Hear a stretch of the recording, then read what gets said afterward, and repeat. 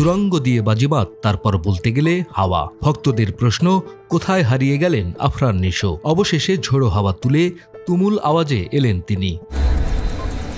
হেলিকপ্টারের দরজা খুলে যখন পা রাখলেন তখন অনেকের বোঝা হয়ে গেছে কে আসছেন। আর যখন ঝুঁটি বাঁধা চুলে সামনে এলেন ততক্ষণে সবাই নিশ্চিত হয়ে গেছেন তার ব্যাপারে। নতুন সিনেমার অফিসিয়াল অ্যানাউন্সমেন্ট ভিডিওতে এভাবেই হাজির হয়েছেন ভক্তদের বস আফরান নিশো।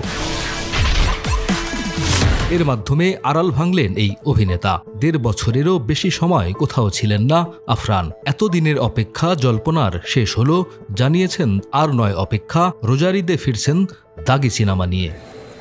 ক্যালেন্ডারে দাগ কেটে রাখো, এই দাগির সাথে দেখা হবে ঈদে। সিনেমাটি প্রযোজনা করছে SBF, আলফা আই ও OTT প্ল্যাটফর্ম চরকি।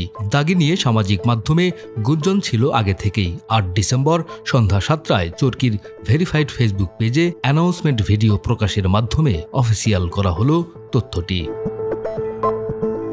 অ্যানাউন্সমেন্ট ভিডিওতে দেখা গেছে সিনেমায় আরও আছেন তমা মির্জা ও সুনেরা বিনতে কামাল। তাদের নিয়ে সিনেমাটি পরিচালনা করবেন শিহাব শাহীন। নির্মাতা শিহাব শাহীন জানান, দাগি একটি গল্প নির্ভর সিনেমা এবং গল্পই সিনেমার হিরো। নির্মাতা আরও বলেন, মুক্তি আর প্রায়শ্চিত্তের গল্প এটি। নতুন কিছুই দর্শক দেখতে পাবে। এই ধরনের গল্প এখানকার দর্শক আগে দেখেনি। গত ২ বছর গল্পটি নিয়ে কাজ করছি।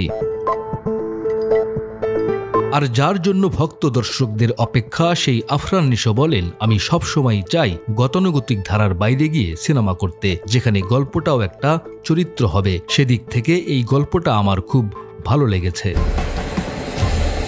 সিনেমার শুটিং শিডিউল এবং লোকেশন এখনই বলতে চাননি নির্মাতা ও প্রযোজনা প্রতিষ্ঠান। ধীরে ধীরে সব তথ্যই জানানো হবে বলে জানিয়েছেন তারা। ডেস্ক রিপোর্ট, আমাদের সময়। তোমাদের সাথে দেখা হবে সিনেমা হলে। ক্লিয়ার?